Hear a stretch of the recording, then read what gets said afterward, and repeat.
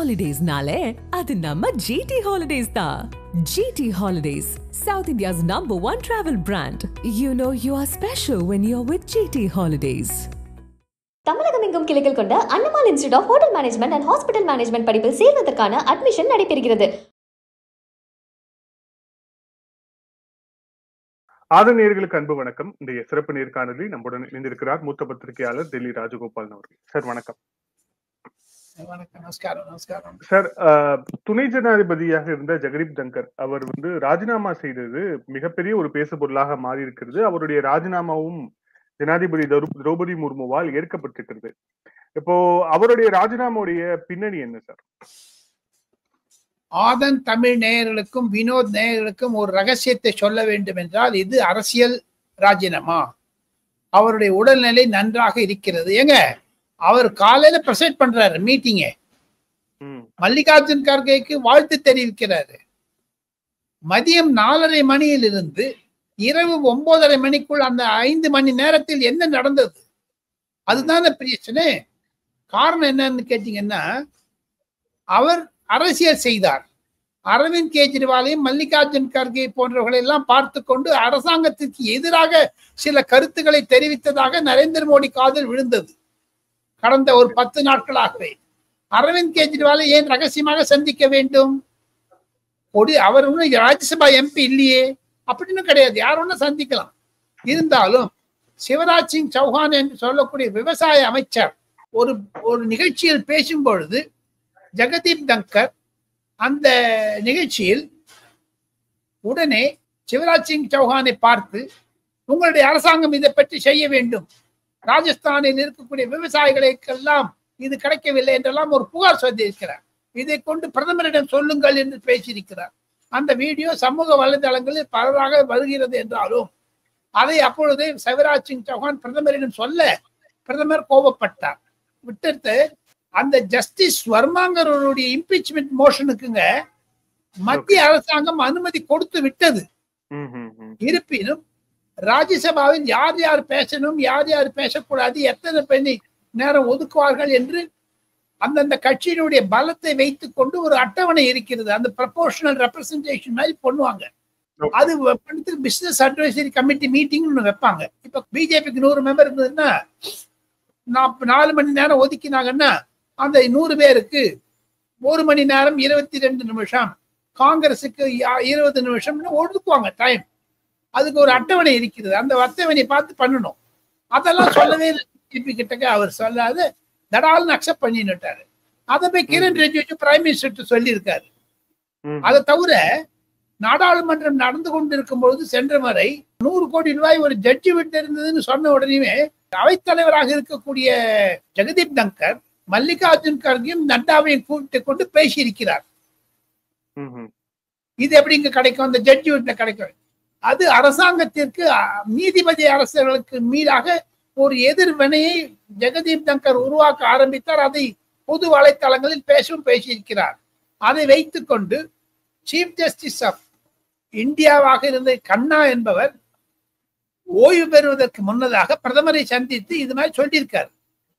ஜெகதீப் தங்கர் சொல்றது அவர் வழக்கறிஞர் என்ற ரீதியில் பார்த்து எங்களை எல்லாம் கூட்டுகிறார் என்று அதையே கொண்டு நட்டா சொல்லியிருக்காரு.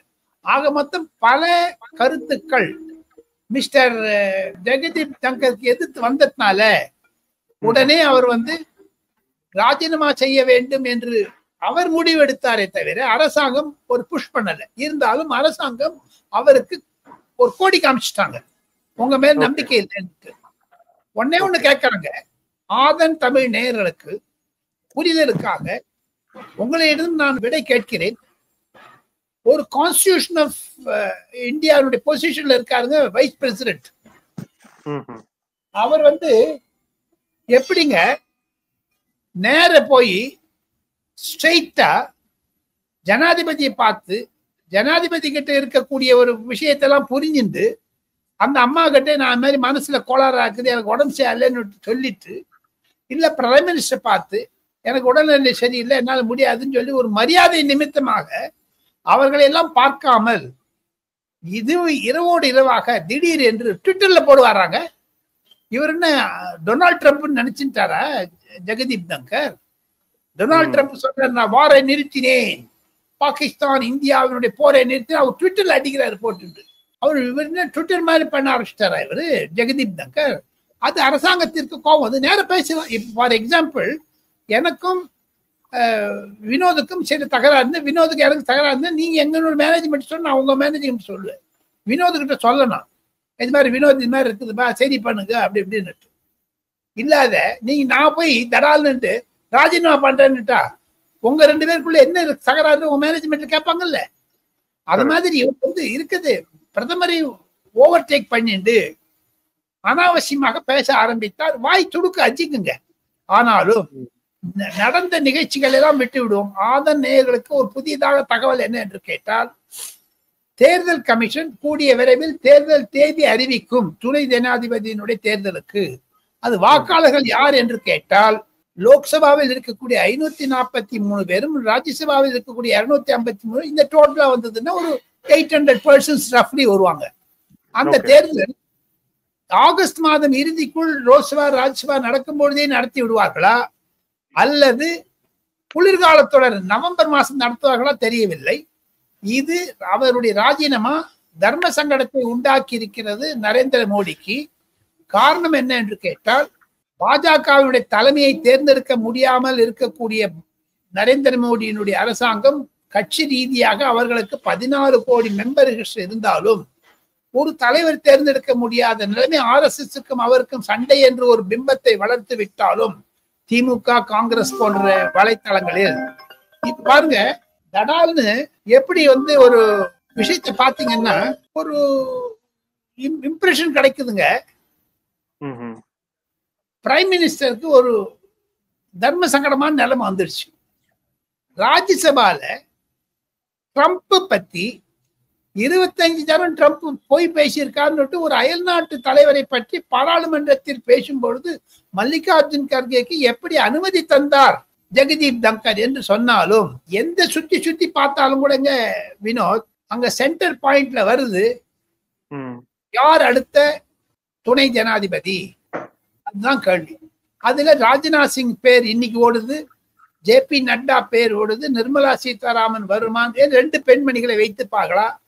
JP நட்டா ஒரு பிராமணர், ராஜ்நாத் சிங் ஒரு மேற்குடி வர்க்கத்தினர். இந்த OBC பாலிடிக்ஸ் நடக்கும்போது அவர் வச்சு பார்க்கலாம்.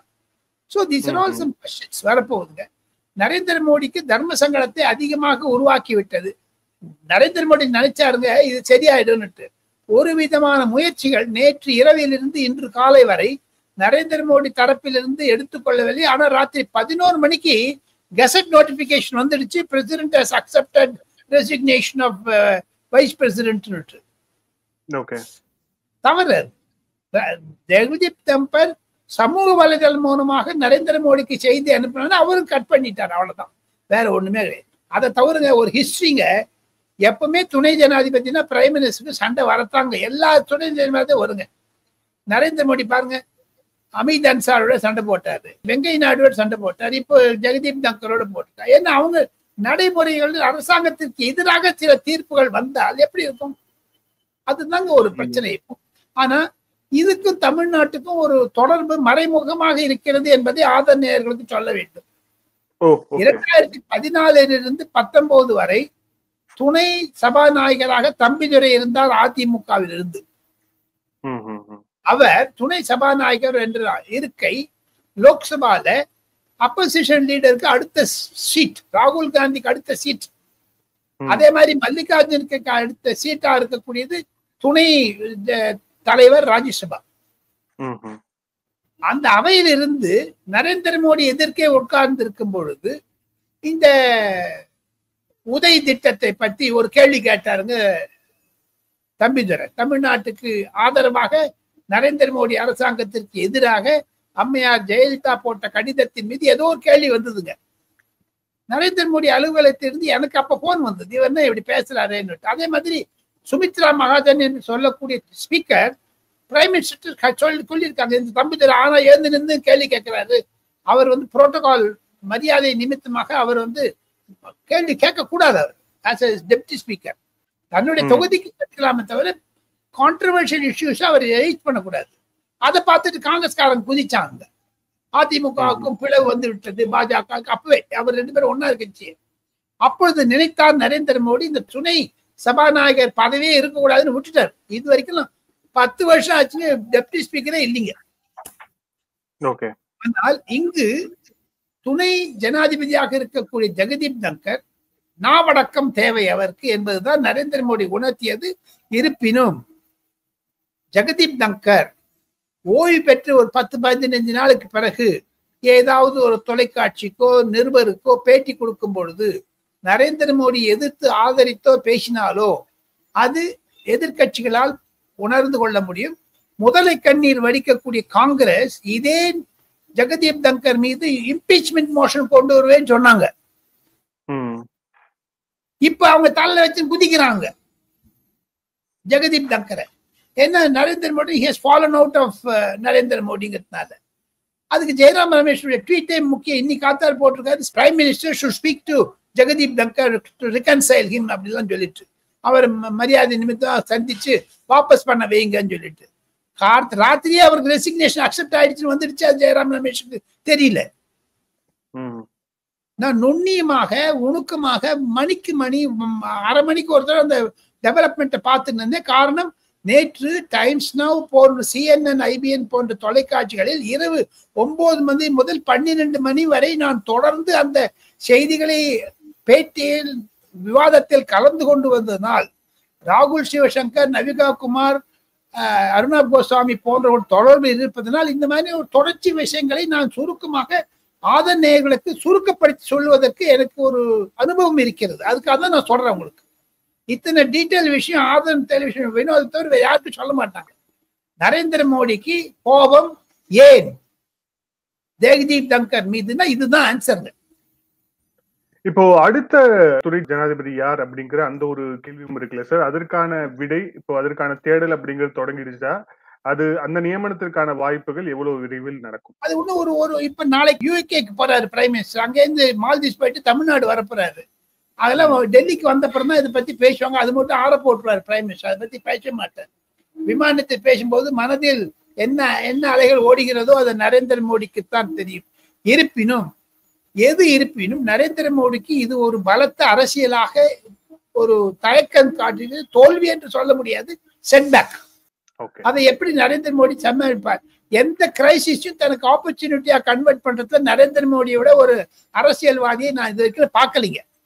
என்னுடைய 45 ஆண்டு அரசியல் அனுபவத்தில் அரசியல் ஆசிரியராக பாராளுமன்றத்தை ரிப்போர்ட் செய்ததனால் அந்த ஒரு கிரைசிஸ் அப்படி பாருங்க, ஒரு விதத்துல கழட்டி விட்டுட்டா கூட இது 2027 நடக்கக்கூடிய ஜனாதிபதி தேர்தலில் ஜெகதீப் தங்கரை எதிர்கட்சி தலைவராக நிறுத்த வேண்டும், ஜனாதிபதி தேர்தலுக்கு பாஜகவிற்கு எதிராக என்று கங்கணம் கட்டி கொண்டு வந்தாலும் காங்கிரஸ் போன்ற கட்சிகள் அதற்கு இடையே பாஜகவிலிருந்து ராஜ்நாத் சிங்கோ JP நட்டாவோ யாரா வந்தாங்கன்னா அதுக்கு எதிர்த்தாக அனைத்து இண்டி கூட்டணியில் இருந்து மல்லிகார்ஜுன் கர்கே நிறுத்த வேண்டும் என்று சொன்னால் மற்ற கட்சிகள் ஒற்றுக்கொள்வார்களா? அவருக்கே 84 வயசு ஆச்சு, நடக்க முடியல.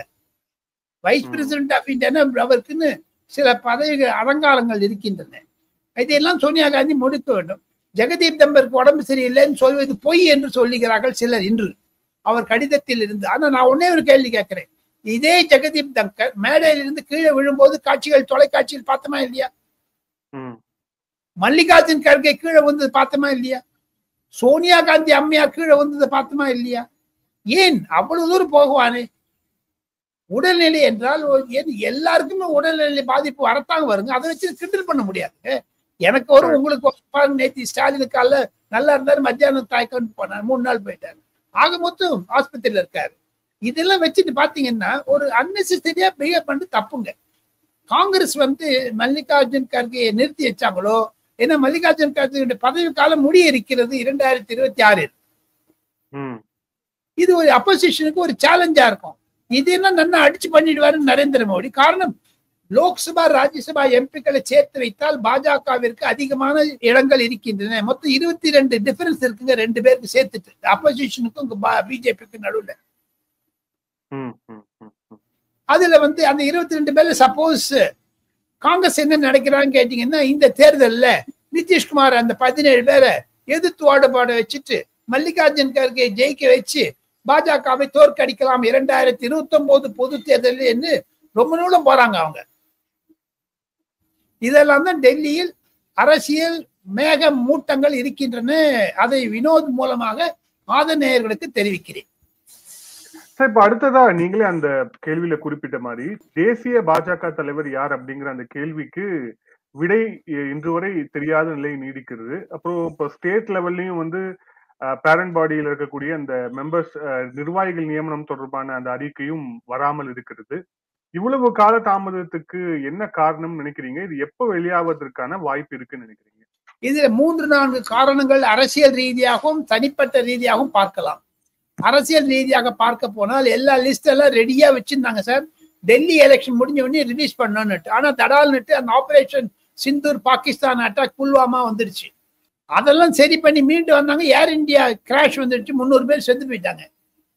இது நடுவுல கண்டிப்பாக ஏன் மூடி மறைக்க வேண்டும்? தேங்காய் உடைக்கிற மாதிரி உடைச்சிடணும், சூர தேங்காய் உடைக்கிற மாதிரி. RSSக்கும் பாஜகவிற்கும் ஒரு சில தர்ம சங்கடங்கள் இருக்கத்தான் செய்கிறது, இல்லை என்று சொல்லவில்லை. காரணம் என்ன என்று கேட்டால் RSS சொல்றாங்க எங்களுக்கு 5 கவர்னரை போடு. ஏற்கனவே 2014 14 கவர்னரை போட்டு விட்டாரு.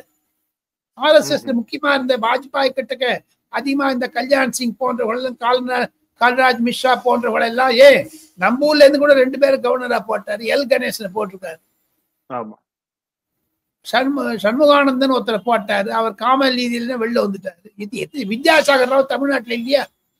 அவங்கெல்லாம் வந்து அந்த கேட்டகரியில இருந்தவங்க. இப்போ அந்த RSS அந்த கிளான் முடிஞ்சிடுச்சு. தேசிய கல்விக் கொள்கை இது செய்யல அது செய்யலைங்கிறாங்க. அரசியல் செய்ய வேண்டும் என்றால் நரேந்திர மோடி அவர்களுக்கு பல விஷயங்கள் இருக்குங்க. 360 டிகிரில இருந்து அவர் பார்க்கணும். RSSக்கு செய்வது தவறு என்று சொல்லவில்லை நான். RSS தான் பேரண்டல் பாடி. எது இருப்பினும் RSS கலாச்சார ரீதியில் பார்த்தா கீழடி விஷயம். கல்ச்சரல் மினிஸ்ட்ரி இந்த 2 தான் ரொம்ப பிடிச்சிருக்காங்க. ஃபாரின் அஃபேர்ஸ் அதுல பார்க்க போனீங்கன்னா இதுல உங்களுக்கு பங்களாதேஷ் நடக்கிறத பத்தி சொல்றாங்க. பங்களாதேஷ் நடப்பது வந்து அயலுறவுத்துறை பிரச்சனையில் மாட்டிக்கொண்டிருக்கிறது. நரேந்திர மோடி கண்டிப்பாக அதிலிருந்து வெளி வருவார். அதுலதாங்க எப்படி வர்ணனை செய்தாலும் RSSக்கும் பாஜகவிற்கும் கருத்து வேறுபாடுகள் இருக்கின்றன. ஆனாலும் நகமும் சதையும் மாதிரி தாங்க அவங்களுக்கு. இப்போ சின்ன விஷயத்த சொல்றேன். நான் RSSம் பிஜேபி கம்பேர் பண்றதை விட்டுருங்க. திமுக வந்து தீகாலேருந்து வந்ததுங்க. தீகாக்கு வந்து கடவுள் நம்பிக்கை கிடையாது. திமுகவுக்கு அதே ரீதியில கொண்டாங்க. நான் வந்து கல்லால் அடிக்க மாட்டேன், தேங்காயம் உடைக்க மாட்டேன்னாரு அண்ணாதுரை. டிவி ராமசாமி நாயக்கர்ட்ட இருந்து பிரிஞ்சு போனாங்க எல்லாரும். திடீரென்று ஐயா கருணாநிதி செய்யாததை தவிர ஐயா ஸ்டாலின் வந்து புதுசா ஒண்ணு பண்ணிட்டாரு. சேகர் பாபு மூலமாக சாஃப்ட் இந்துத்துவ அடாப்ட் பண்றாங்க தமிழ்நாட்டுல. அது திராவிட கழகத்துக்கு பிடிக்கல. அதே மாதிரி தான் பாஜகவிற்கும் RSSக்கும் உள்ள கருத்து வேறுபாடு.